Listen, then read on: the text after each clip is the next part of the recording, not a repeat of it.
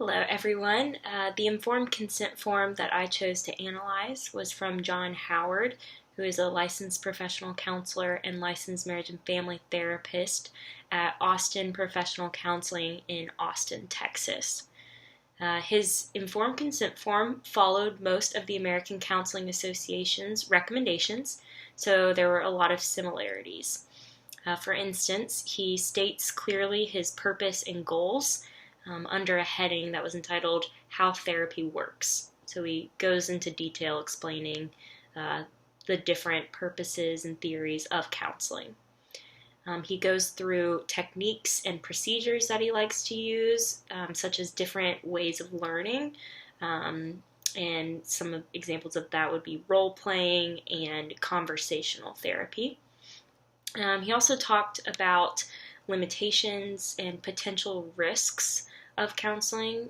That could be emotional distress or change in behavior, leaving a counseling session feeling worse than when you initially came, things like that. He talks about how much he charges and the length of his sessions and what forms of payment he accepts. He also talks about confidentiality and how if he sees a client out in public, he's not going to say hello unless the client initiates that, and how he will have to break confidentiality if there's a report of abuse or suicidal threat. He also talked about how he keeps his information in records and how they will be disposed of. So lots of similarities, some differences between the ACA's recommendations and John's informed consent form was that he did not talk about implications of diagnosis, and he did not talk in depth about his qualifications. So next to his name, he has LPC and LMFT, but he doesn't explain what that is or talk about his accreditation, things like that.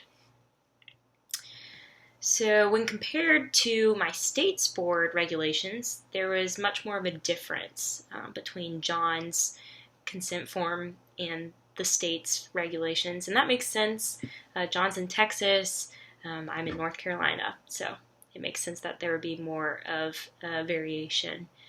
So some of the ways that he differed was that he didn't include a ton of detail in regards to his license. So he didn't say the names and numbers of all of his relevant credentials. He didn't talk about his highest relevant degree, the year the degree was received, or the name of the institution where he got that degree. Doesn't give his license number. And then he also didn't talk about or didn't say a statement of procedures for registering complaints. So he didn't include an address and a name where they could file a complaint. His client could file a complaint.